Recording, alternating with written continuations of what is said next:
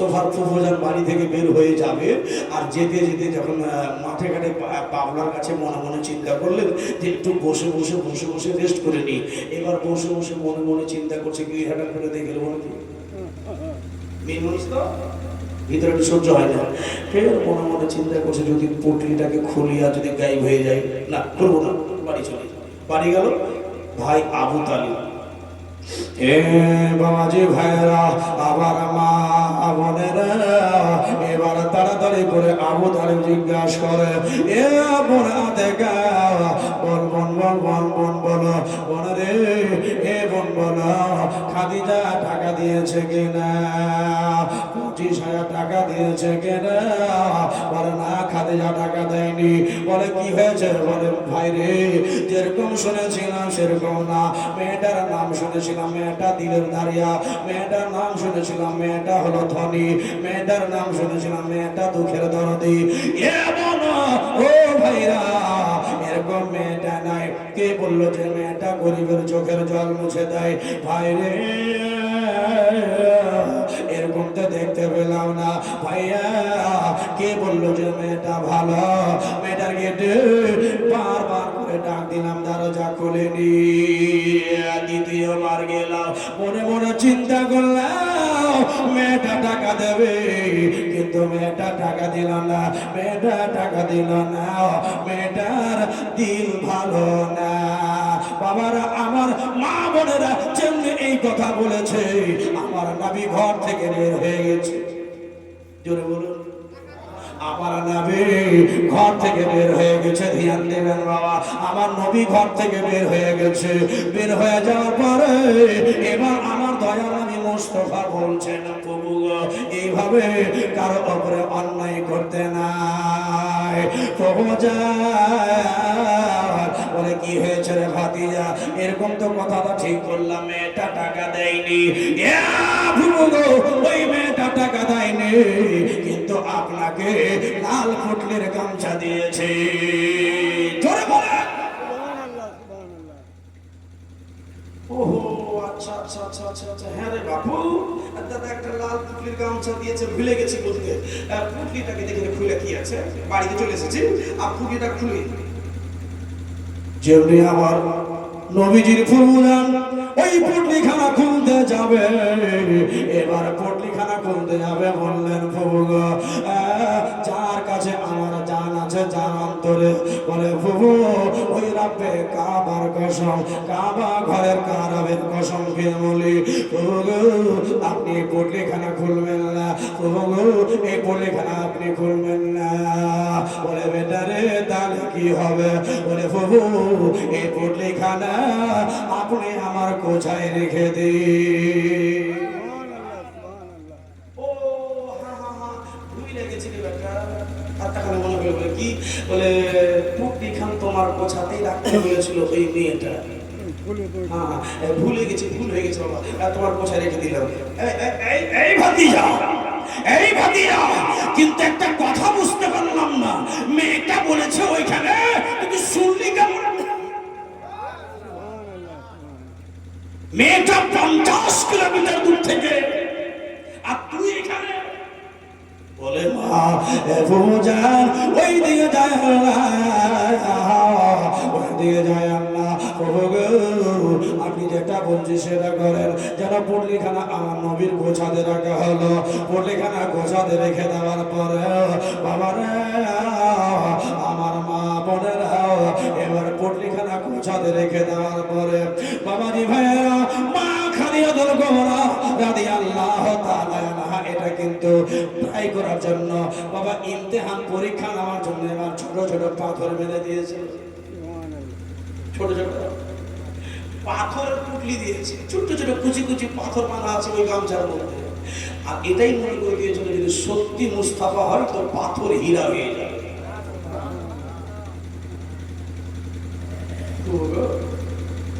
আরে খুলি বাবাজি ভাইয়েরা, আমার মা বোনেরা, আল্লাহ আল্লাহ, ও বাবারা, আমার দয়া নবীর হাত যেমনি বলেছে ওই পণ্ডিত এ বাবারা ভোজন যেন বলে ও ভাদিয়া পুটলিখানা খোলো ধরাধরি খোলো না বাবারে এবার কুচু কুচু পাথর গুলো ভরা ছিল যেমনি আমার মুস্তাফা যেমনি আমার কারি কমলি বলে আকা দাসের মধ্যে না রহমাতুল্লিল আলামিন নবী আমার যেমনি পুটলিখানা হাত দিয়ে খুলেছে বাবারে আর পাথর নাই পল্লীর ভিতরে বাবা হীরা আর সোনা হয়ে গেছে জোরে বলেন নারে তাকবীর নারে রিসালাত নারে হায়দারি জিন্দাবাদ পাথর সোনা আর হীরা হয়ে গেছে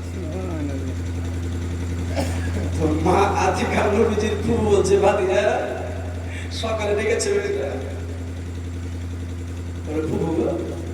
আপনি যে এখানে বললেন যে মেয়েটার দিল ভালো না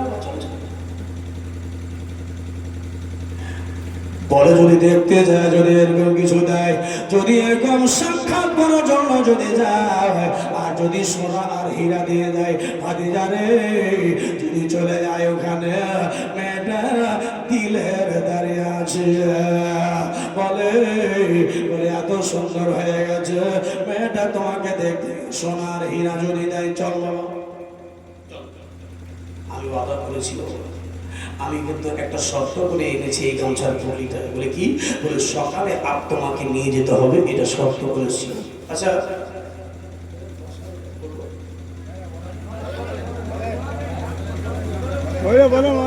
আপনাকে দেখে ভয় লাগছে আপনাদের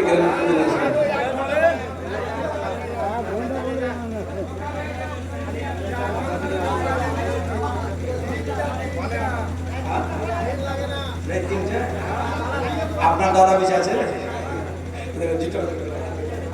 দাদা বেঁচে এই দেখেন ভাগছে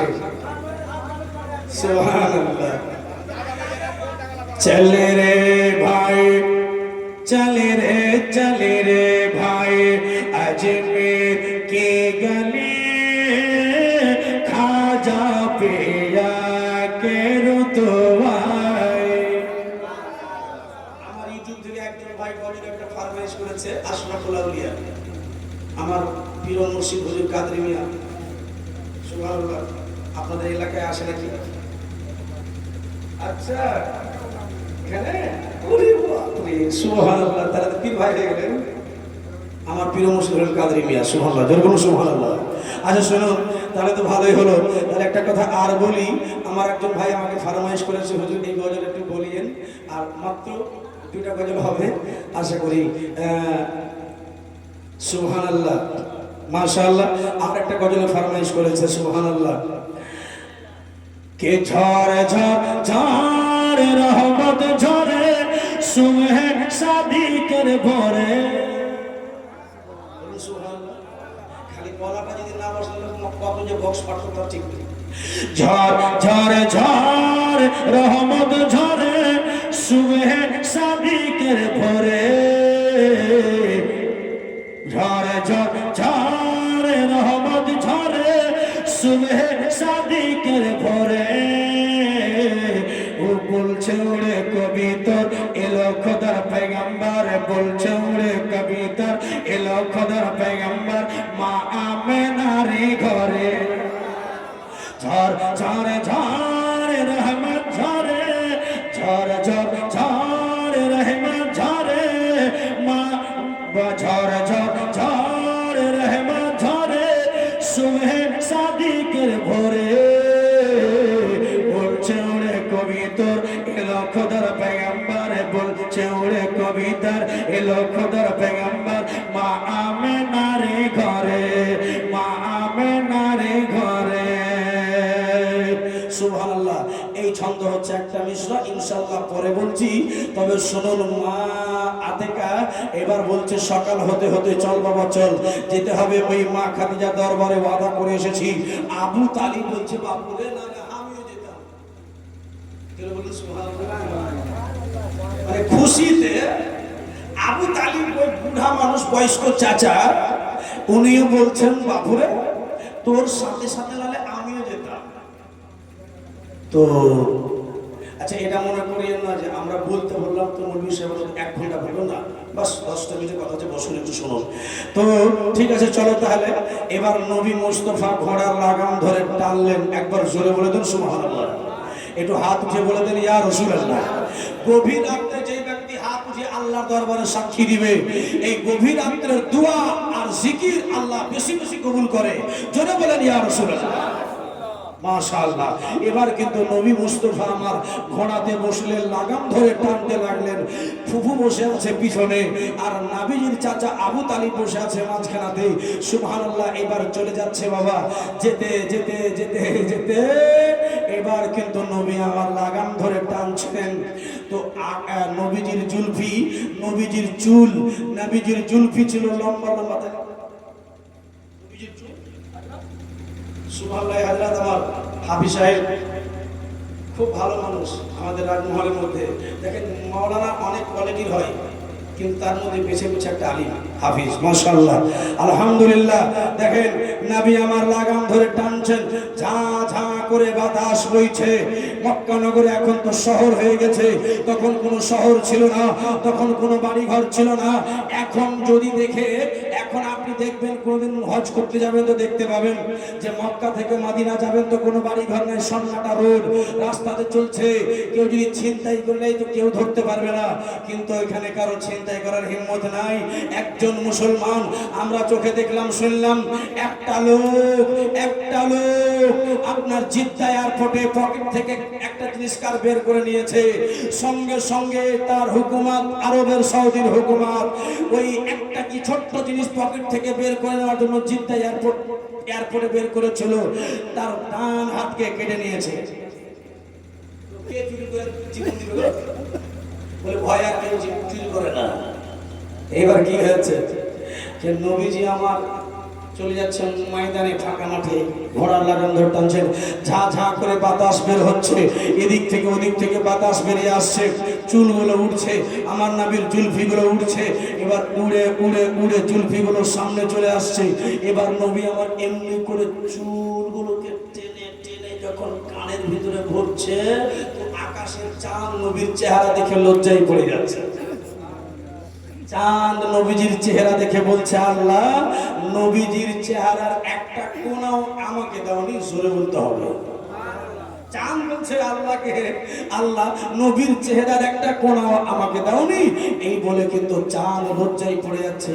জুলফি মানে হলো চুল, আর রুখ মানে চেহারা। রুখ মানে মানুষ বলে না যে বাপরে তোর রূপটা কত সুন্দর। তো শুনুন, এই রুখ মানে চেহারা, রূপ মানে চেহারা, রুখ মানে চেহারা, জুলুফ মানে চুল, আর কামার মানে চাঁদ। কামার মানে আরবিতে কামার মানে চাঁদ। কবি কি বলছেন? সুবহানাল্লাহ। কে জুলফে কো রূপ সে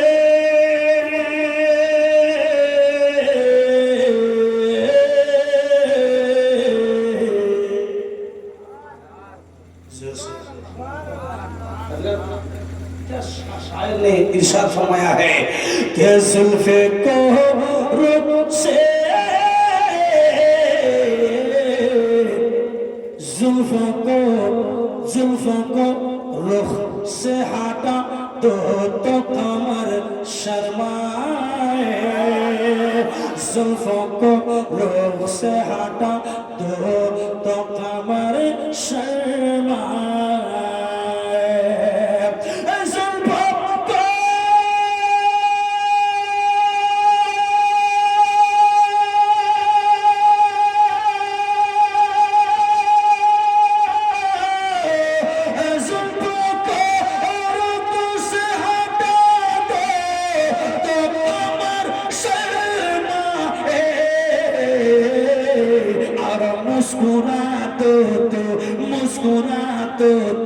मुस्कुरा तो अंधेरे में सहर हो जाए। सुभान अल्लाह। नारे तकबीर, नारे रिसालत, नारे हैदरी, मसला के आला हजरत, नारे तकबीर। नबी हमारा मुस्कुरा दो तो अंधेरे में शहर हो जाए नबी আমার মুস্কুটি মেরে যদি হেসে যেতেন একটুখানি যদি দাঁত বেরিয়ে আসতো তো মনে হচ্ছে হীরা মুক্তার মতো গোটা এলাকা জোনাক হয়ে যেত নবীর দাঁত এত সাদা ছিল যে দাঁত নাই বরঞ্চ মনে হচ্ছে হ্যালোজেন এর লাইট আল্লাহ একটুখানি যদি বের হয়ে যায় আর যদি লাইটের মতো জলজল করে চকচক করে সুবহানাল্লাহ মাশাআল্লাহ তো তাহলে পুরো দাঁত যদি বেরিয়ে দেন তো কত জোনাক আল্লাহু আকবার সুবহানাল্লাহ কে মেরে সরকার কা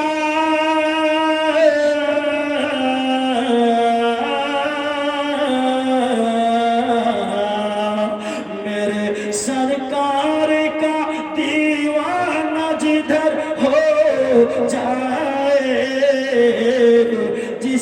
हो जाए जिस तरफ जाए ज़माना भी उधर हो जाए मेरे सरकार का